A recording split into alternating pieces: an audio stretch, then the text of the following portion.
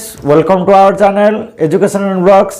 आज का जो टॉपिक है एआरजेट लूम है और एआरजेट लूम के ऊपर हम बहुत दिनों से बोल रहे थे कि एआरजेट लूम के ऊपर वीडियो बनाएंगे, वीविंग रिलेटेड है ये। तो एआरजेट लूम का ही है टॉपिक आज। और आज की टॉपिक में हम एआरजेट लूम के ऊपर ज़्यादा अंदर नहीं ले जाएंगे, सिर्फ एआरजेट लूम का इंट्रोडक्शन टाइप का रहेगा। एआरजेट लूम को समझना, उसमें प्रिंसिपल कैसे काम करते हैं, जो भी चीज़ उसका फंक्शन कैसे होता है, और आज तक वर्ल्ड में कौन सी कंपनी होता है या तो एआरजेट लूम मैन्युफैक्चरर का बारे में थोड़ा बताएंगे। ठीक है, तो हमारे चैनल आप लोगों ने जैसे पहले ही देख रहे थे तो ऐसे ही आने वाले टाइम पे देखते रहिए, हमें सपोर्ट दीजिए, हमारे चैनल को बढ़ाइए, बाकी लोग ज़्यादा से ज़्यादा लोगों को शेयर कीजिए। और देखते ही अगर वीडियो सही लग रहा है तो आप लोग लाइक कीजिए, नहीं लग रहा है तो डिसलाइक कर सकते हैं।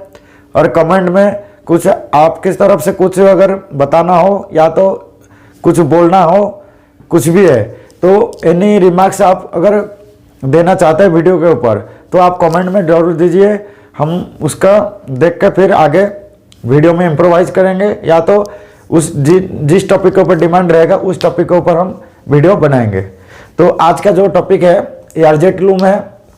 तो एआरजेट लूम क्या है पहले समझते हैं। तो आप इससे पहले लूम क्या है जानना जरूरी है। Loom, what is loom, loom किसको बोलते हैं। तो हमारे जो डिपार्टमेंट है ये टेक्सटाइल डिपार्टमेंट है। तो जहाँ पे टेक्सटाइल का मैन्युफैक्चरिंग प्लांट होता है वहाँ पे वीविंग सेक्शन होता है। पहले क्या है, कपास से जिनिंग, ब्लो स्पिनिंग होते हुए हमारा धागा बना के हम वो क्या है फिर आ जाता है लूम डिपार्टमेंट में। लूम डिपार्टमेंट में हमारे जो दो धागा यूज किया जाता है, एक तो वार्प सेट वाला धागा, वार्प एंड वेप्ट वाला धागा। तो वार्प धागे को हम थोड़ा प्रोसेस करते हैं, साइजिंग, वार्पिंग साइजिंग करा के उसको लूम पे फीड करते हैं या तो लूम के लिए तैयारी करते हैं।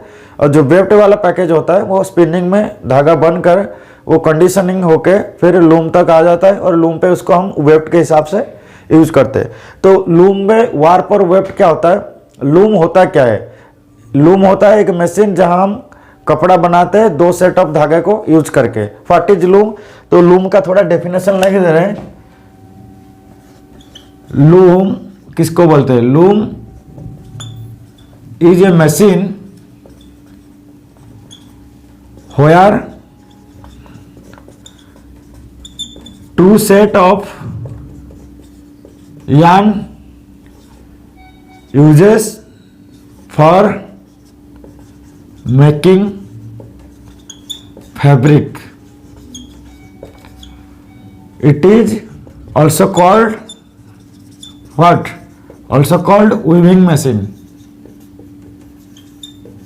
ठीक है, तो लूम का डेफिनेशन क्या है, loom is a machine where two set of yarn uses for making fabric. ठीक है, कपड़ा बनाने के लिए हम दो सेट ऑफ धागे को यूज करते हैं उस मशीन में और वहां पे कपड़ा बनाते हैं, तो उसको बोलते हैं लूम और उसको वीविंग मशीन बोलते हैं। और वीविंग क्या होता है, जहां हमारे दो सेट ऑफ धागा होता है जहां उसका इंटरलेसमेंट करके कपड़ा बनाते हैं। तो the interlacement of warp and weft is known as weaving and the machine used to making fabric is called as loom। ठीक है, तो ये है लूम का डेफिनेशन। लूम अगर किसको बोलते हैं तो ये आप लोगों को यही बताना है कि loom is a machine where we use two set of yarn, one is warp, second one is webbed to forming या तो to making fabric। ठीक है, तो हमारे लूम के ऊपर ये एक डेफिनेशन है लूम किसको बोलते हैं। तो लूम पे हमारे आप लोग लूम का टाइप से अगर बात करेंगे तो हमारे पिछले शुरुआत में जब वीडियो बनाया था तो लूम के टाइप के ऊपर हमने बनाया था। लूम के टाइप के ऊपर ऑर्डिनरी लूम होता था, पावर लूम होता था, और ऑर्डिनरी में शटल वाली होती थी, हैंडमेड होता था जो हैंडलूम, पावर लूम में भी शटल वाली होती थी। तो वो पावर ड्रिवन शटल लूम होता था। तो वो क्या है, कन्वेंशनल मशीन था, उसमें प्रोडक्शन जो आता था, कपड़ा बनता था, वो उसका स्पीड बहुत कम रहता था, जो 100 के भी नीचे। ठीक है, 100 के नीचे मतलब उसमें जो पिकिंग होता था वो 100 आरपीएम यानी 100 पिक्स पर मिनट भी नहीं होता था। 100 पिक्स में मिनट में 100 पिक भी नहीं लगता था। 70, 75, 80 पिक्स पर मिनट में वो कपड़ा प्रोडक्शन होता था। पर मिनट में 100 पिक, 80 पिक, 85 पिक, 75 पिक इतना ही लगता था। तो ये क्या है, जो कंपनी मतलब जो मतलब बिजनेसमैन जहाँ भी कोई लूम बैठाया, तो इसमें क्या है, कपड़ा प्रोडक्शन कम होने के वजह से उनको क्या है नुकसान होता था। और दूसरी बात क्या है, कपड़े के डिमांड के वजह से हमें ज़्यादा लूम डालना पड़ता था। अब क्या है, लूम कम डाल के भी हम अगर उसका प्रोडक्शन बढ़ा दिया जाए तो जो हमारे कपड़े की डिमांड पूरी हो सकता है। तो उसके लिए मैन्युफैक्चर जो लूम मैन्युफैक्चर होते हैं वो सब दिमाग एक मतलब वो जितने साल बीतते गया, फिर कुछ मशीन ओल्ड मशीन के क्या फॉल्ट मिला, आने वाले मशीन को उसको सुधार के उसमें टेक्नोलॉजी चेंज कर दिया गया। तो ऐसे करते करते हमारे शटल वाले लूम के आगे आ गया शटल लेस लूम, जहाँ पे without shuttle we use to feed weft yarn in the shed, तो उसको बोलते हैं शटल लेस लूम। और शटल लेस लूम में शटल यूज नहीं किया जाता है, जहाँ हमारे और चीज़ यूज किया जाता है। तो शटल यूज होता था पिकिंग के लिए, तो पिकिंग के लिए और जो चीज़ जो प्रोसेस को अप्लाई कर दिया गया या तो अपनाया गया लूम पे, उसके हिसाब से लूम का भी नामकरण किया गया है। तो शटल लेस लूम में क्या क्या आएगा, मैं थोड़ा इसके बारे में बता दे रहा हूँ। Shuttle less loom, shuttle less loom, ठीक है। तो फर्स्ट वन आएगा रैपियर, जहाँ रैपियर को यूज किया जाता है। सेकंड वन आ जाएगा प्रोजेक्टाइल। थर्ड वन आ जाएगा जेट लूम, जेट लूम में एयर जेट। फोर्थ वन आ जाएगा वाटर जेट, ठीक है। इसी प्रकार और एक और है सर्कुलर लूम, सर्कुलर लूम। तो ये सब पिकिंग के इंसर्शन के हिसाब से ये अलग अलग किया गया है, rapier, projectile, air jet, water jet, ठीक है, और सर्कुलर लूम। तो ये जो होता है शटल लेस लूम, इसकी स्पीड कंपैरेटिवली ज़्यादा है। रैपियर क्या है, 300 पीक्स पर मिनट तक चलने का कैपेसिटी है। प्रोजेक्टाइल क्या है, वो भी 250 से 300 पीक्स पर मिनट, इसमें भी पिकिंग जो होता है पीक्स पर मिनट होता है 250 से 300। एयर जेट लूम का कैपेसिटी आ गया 2000 पीक्स पर मिनट। वाटर जेट में भी लगभग वही है 1500 से 1800 पीक्स पर मिनट के, ये भी कैपेसिटी है, ठीक है। ये चीज़ सबसे आज के ज़माने में जो यूज होने वाला प्रोडक्शन के मामले में एयर जेट लूम को ज़्यादा यूज किया जाता है। और एयर जेट लूम में हम ज़्यादातर कपड़ा आपको कॉटन का मिलेगा, या तो कॉटन का किसी ब्लेंड का मिलेगा। अगर स्ट्रेचेबल कपड़ा चाहिए तो उसमें लाइक्रा का भी मिक्सिंग करके यूज किया, मतलब बुनाई किया जाता है। तो हमारे जो मेन टॉपिक रहेगा एयर जेट लूम, और हमारे जितने भी वीडियो आगे आएगा एयर जेट लूम के ऊपर आएगा। तो एयर जेट लूम जो है उसका मैक्सिमम स्पीड आज तक जो टेक्नोलॉजी चेंजेस हुआ है, तो लेटेस्ट मॉडल जो 2100 पीक्स पर मिनट होता है, जहाँ पिकिंग का जो इंसर्शन होता है स्पीड वो इतना तक पहुंचा है। तो रैपियर में क्या 300 पिक्स पर मिनट तक पहुंचा है, प्रोजेक्टाइल का 250 से 300, कभी कभी 350 320 तक भी पहुंचता है, और एयर जेट में 2000 पिक्स पर मिनट।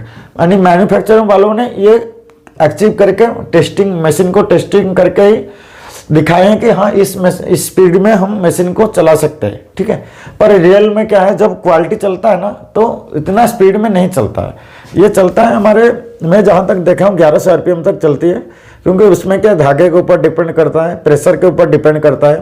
तो उसमें क्या उस हिसाब से अपना मशीन का स्पीड फिक्स करते हैं, जहाँ पे प्लांट में कितना स्पीड में चलाएंगे, तो धागे की स्ट्रेंथ के हिसाब से ये क्या स्पीड को सेट किया जाता है। तो फिलहाल हम एयर जेट लूम के ऊपर ही बात करेंगे। तो एयर जेट लूम का क्या प्रोसेस है, उसका सिस्टम क्या है, कौन सी कंपनी एयर जेट लूम आज तक बनाए हैं, इसके ऊपर बात करेंगे। एयर जेट लूम क्या है, यहाँ पे ये जो पिकिंग वाला मैकेनिज्म है ना लूम पे क्या होता है, 3 मोशन होता है, primary, secondary and auxiliary. Primary में क्या होता है, लेट ऑफ टेकऑफ, प्राइमरी में क्या होता है, सॉरी लेट ऑफ टेकऑफ अपना आ जाता है सेकेंडरी में। प्राइमरी में हमारे 3 मोशन आता है, एक तो शेडिंग जहाँ शेड फॉर्मेशन होता है, दूसरा होता है पिकिंग, तीसरा होता है क्या shedding, picking and beating up, या तो बीट अप, शॉर्टली कुछ भी यही बोल सकते हैं, बीटिंग अप या तो बीट अप। ये हो गया प्राइमरी। और सेकेंडरी में क्या आता है, let up and take off, let off and take off. अगर हमारे वीडियो देख के किसी को सीखना है लूम के ऊपर, और ये हम जो दिखा रहे हैं या तो समझा रहे हैं, ये बीम गेटर लोगों को बढ़िया रहेगा। कोई बीम गेटर हमारे पुराने बीम गेटर है, वही काम को करते रहे, आने वाले टाइम को उनको आगे जाना है, तो ये वीडियो आपके लिए बढ़िया रहेगा। तो हम थोड़ा लूम के ऊपर जो होता है थ्योरी वो बता दे रहे हैं कि कोई भी देखो आप लोग काम कर रहे हैं, लेकिन क्या थ्योरी के ऊपर जानना जरूरी है। थ्योरी क्लियर हो जाए और आप लोग प्रैक्टिकल किए हो तो उसमें क्या है, आदमी का कॉन्फिडेंस बढ़ता है और मज़ा भी आता है काम करने में, और इतना टफ नहीं लगता, डिफिकल्टी नहीं लगता है कि हाँ लूम पे इतना बड़ा डर नहीं लगता। जो अंदर का डर होता है वो मिट जाता है। इसलिए हम बता रहे हैं जो मशीन का अंदर क्या जो जितना भी सारे फंक्शन होता है वो होता कैसा है, क्या उसको समझने के लिए हम ये वीडियो बनाए हैं।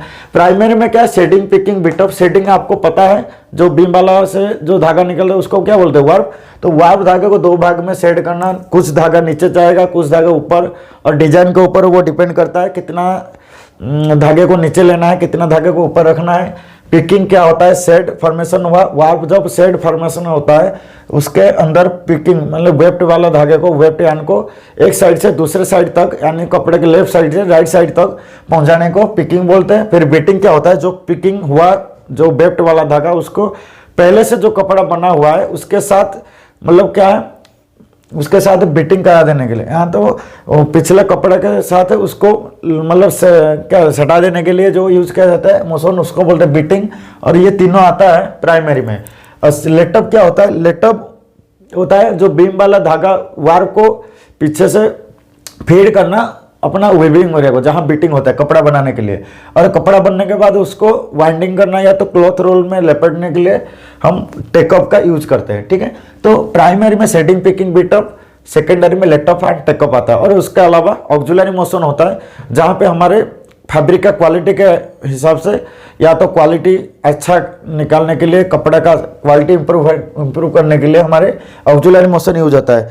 उसमें कुछ स्टॉप मोशन होता है, वार्प स्टॉप मोशन और weft stop motion. Warp stop motion अगर सिंगल एंड ब्रेकेज होता है, कहीं धागा ब्रेकेज हुआ तो वार्प की, तो उसको मशीन को स्टॉप नहीं किया जाएगा तो कपड़ा क्या है उसमें चीरा बन सकता है, डैमेज हो सकता है, मिसिंग एंड बन सकता है।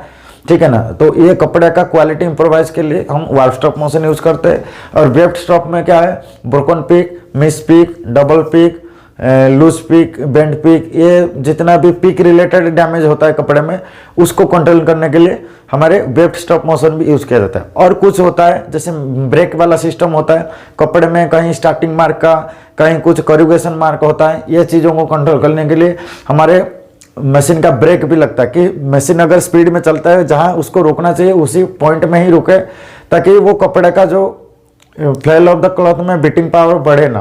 अगर बीटिंग पावर कभी बढ़ता है तो थिक प्लस आता है, बीटिंग पावर में अगर वेरिएशन होता है तो कपड़े में स्टार्टिंग मार्क वाला जो डैमेज जाने का संभावना बढ़ जाता है, इसलिए ब्रेक भी लगता है मशीन में।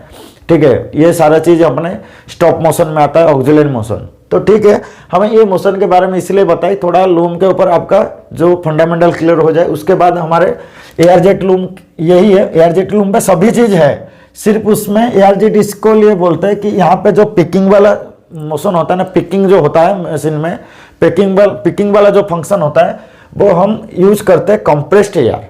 तो एआरजेट लूम का डेफिनेशन आपको बता रहे क्या है, definition of air jet loom, definition of airjet loom, the loom where we use compressed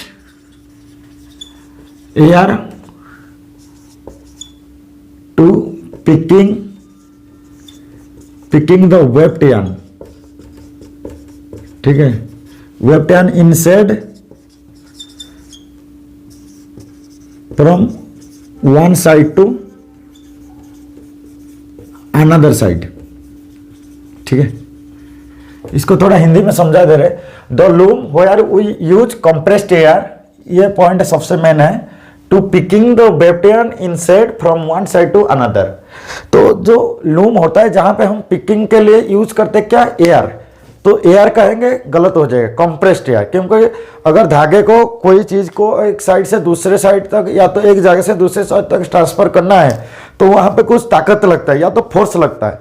तो वो फोर्स पैदा करने के लिए हमें क्या है, एयर को पहले कंप्रेस करना पड़ता है। जहाँ पे हम कंप्रेसर यूज करते हैं, एयर को कंप्रेस करके उसका जो होता है, अगर कुछ वॉल्यूम है उसको कंप्रेस कर देते हैं तो उसका जो आउटपुट में निकलता है वो थोड़ा, उसका क्या है, काइनेटिक एनर्जी में वो स्टैटिक एनर्जी होता है, वो काइनेटिक में परिवर्तन होता है। या तो उसमें जो निकलेगा ना आउटपुट, तो वो क्या है, कंप्रेस्ड एयर निकलेगा।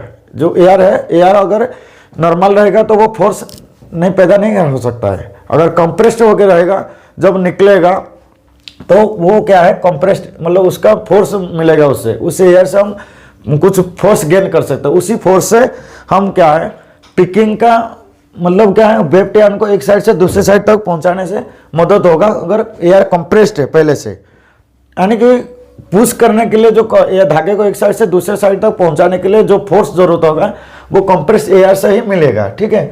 तो दो लूम, जो लूम होता है जहां पे हम कंप्रेस्ड एयर को यूज करते हैं पिकिंग के लिए, जो वेब्ड वाला धागे को पिकिंग के लिए कंप्रेस्ड एयर को यूज करते हैं एक साइड से दूसरे साइड तक पहुंचाने के लिए। और कहाँ पहुंचाएंगे, सेड के अंदर। इन कहाँ लिखा मैंने, in shed from one side to another. ये होता है एयर जेट लूम। यानी compressed air is use to picking weft yarn from one side to another side through shed, ठीक है।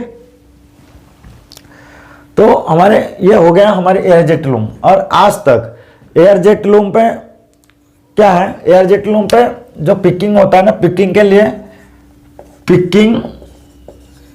पिकिंग एलिमेंट्स मेनली क्या होता है, जो कंप्रेस्ड एयर को हम वेब्ड यार्न को एक साइड से दूसरी साइड पहुंचाने के लिए जो हमें एलिमेंट्स क्या होता है उसके साथ थोड़ा बता दे रहे हैं, थोड़ा सा बता दे रहे हैं, ज़्यादा नहीं बताऊंगा। एक मैग्नेट पिन होता है, दूसरा होता है ऑक्सिलरी मेन नोजल जिसको टंडेम भी बोलते हैं, तीसरा होता है मेन नोजल, चौथा होता है सब नोजल या तो रिले नोजल। ये सब क्या है, हमारे जो पिकिंग के मोशन होता है इसके लिए ये सब एलिमेंट है। Magnet pin, auxiliary main nozzle, tandem main nozzle, sub nozzle, relay nozzle. तो मैग्नेट पिन से क्या पिकिंग स्टार्ट होता है। ऑक्सिलरी मेन नोजल का काम यह है मेन नोजल को सपोर्ट करे। मेन नोजल का काम है कि जो कंप्रेस्ड एयर होता है वो इससे आउटपुट से नोजल से निकलेगा तो वो धागे को फेंक देगा आधा तक, फिर आधा से आगे कैरी करने के लिए, सपोर्ट करने के लिए, इसको दिशा देने के लिए सब नोजल, रिले नोजल है। तो मेन नोजल होता है धागे को लूम का आधा तक पहुंचा देने के, फिर आगे से जो प्रेशर रहेगा सब नोजल का, रिले नोजल का काम वही करेगा पूरा लास्ट तक, एंड तक पहुंचाने के लिए। तो ठीक है, ये जो एलिमेंट है मैं बस लिख दिया हूँ। पिकिंग एलिमेंट क्या है, magnet pin, auxiliary main nozzle, tandem nozzle, main nozzle, sub nozzle, relay nozzle. ये सबके ऊपर बढ़िया से डिस्क्राइब करेंगे आने वाले वीडियो में, क्योंकि ये वीडियो लंबा हो जाएगा। तो हमारे ये था नोजल के ऊपर। और जो पिक जाएगा ना उसका, अगर शेड के अंदर पिक को फेंक देंगे, हो सकता है वार पर नीचे, ऊपर शेड में या तो नीचे शेड में फंस सकता है। इसके लिए एक रीड जो लगा है ना, रीड के साथ वो क्या है, गाइड बनाया गया है। जैसे ये रीड है, तो ये मान लो रीड है हमारे, तो इसमें क्या है, एक गाइड बनाया गया है। ये मान लो रीड के डेंट है, ठीक है, देख लीजिए आप। क्या है, जरूर आप देखे होंगे, ये प्रोफाइल रीड ऐसा ही रहता है। ये पूरा इसका डेंट वायर होता है, पूरा लेफ्ट से राइट तक रहता है लूम की। तो यहाँ पे जो ये प्रोफाइल वाला हिस्सा है ना, ये चैनल है एक साइड से दूसरी साइड। इस चैनल के अंदर वेब्ड यार्न पास होता है, एक साइड से, ये लेफ्ट साइड वाला साइड, ये राइट साइड वाला साइड। इस चैनल के अंदर को पिकिंग किया जाता है और यहाँ पे नोजल लगा रहता है। तो ये क्या है, इसी चैनल के अंदर मतलब एक साइड से दूसरे साइड तक पहुंचता है, तो उसको प्रोफाइल रीड बोलते हैं। जहाँ एक रीड होता है जहाँ पे जो रीड के सेंटर पे ही, सेंटर हिस्सा में एक चैनल बनाया जाता है। वो चैनल के थ्रू हमारे वेब्ड यार्न ट्रैवल करता है लेफ्ट साइड से राइट को। और यहाँ पे जो पिकिंग होता है एयर जेट लूम पे, लेफ्ट साइड से राइट साइड को होता है। तो प्रोफाइल रीड भी होता है पिकिंग एलिमेंट में, ये भी आएगा, ठीक है। तो एयर जेट लूम पे आज तक कौन सी कंपनी ने एयर जेट लूम इन्वेंट किए हैं या तो बनाए हैं या बनाने वाले कौन कौन है एयरजेट लूम। तो फर्स्ट हमारी लिस्ट में टोयोटा है। मेरा जहाँ तक 12 साल 11 साल काम करने के अंदर मैं जहाँ सुना हूँ जो है वही चीज़ लिखा हूँ। अगर और कुछ भी मैन्युफैक्चर होते हैं एयरजेट के आप ज़रूर कमेंट में डालिए, या तो हमें फ़ोन पे भी व्हाट्सएप भी कर सकते हैं। हो सकता है जो मतलब ऐसे नाम होगा जो कंपनी ने बनाया हो एयरजेट लूम जो हमारी जानकारी में ना हो, फिर भी आपको थोड़ा बता दे रहे। टोयोटा होता है जापान कंट्री का, एशिया की सब कंटिनेंट है, एशिया कंटिनेंट की जापान होता है कंट्री, जहाँ Toyota textile machinery corporation limited वही बनाता है टोयोटा एयरजेट लूम। सुडोकोमा एक कंपनी का नाम है जहाँ सुडोकोमा एयरजेट लूम बनता है, जापान का है। पिकानल एयरजेट लूम बनता है बेल्जियम यूरोपियन कंट्री से। इटमा भी बनता है इटली से, यूरोपियन कंट्री। डोर्नियर बनता है जर्मनी यूरोपियन कंट्री, यानी यूरोपियन कंट्री का 3 होता है। पिकानल होता है बेल्जियम का, इटमा होता है इटली का, डोर्नियर होता है जर्मनी का। एक और चाइनीज वाला एयरजेट लूम है जो किंगडाओ टियानी ग्रुप रेड फ्लैग मशीनरी होता है, रेड फ्लैग एयरजेट लूम। तो ये है 1 2 3 4 5 6 अलग अलग कंपनी नाम होता है जो हमारे एयरजेट लूम आज तक वो बनाए हैं। और उन्हीं का जो बनाया हुआ मशीन हर कंट्री में जाता है, हर बिजनेसमैन ने मतलब अपनी कंपनी में डाल रखे हैं। और ये सब स्पीड के मामले में बढ़िया है। टोयोटा ये भी 1500 आरपीएम तक चलने का कैपेसिटी है। सुडोकोमा ये भी 2000 आरपीएम तक चलने का कैपेसिटी है आजकल। पिकानल ये भी 2000 आरपीएम।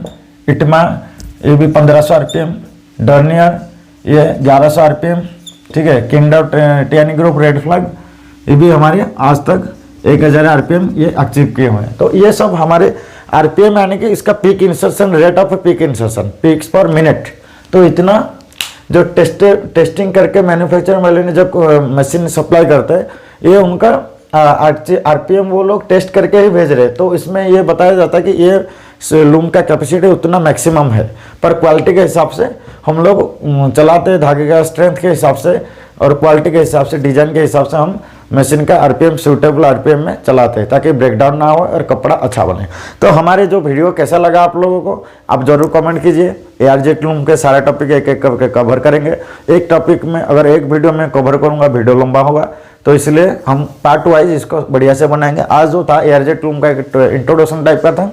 तो आप लोग हमारे ऐसे चैनल को देखते रहिए, सब्सक्राइब कीजिए, बाकी लोगों को शेयर कीजिए, लाइक जरूर कीजिए, कमेंट जरूर कीजिए। तब तक के लिए रहे धन्यवाद।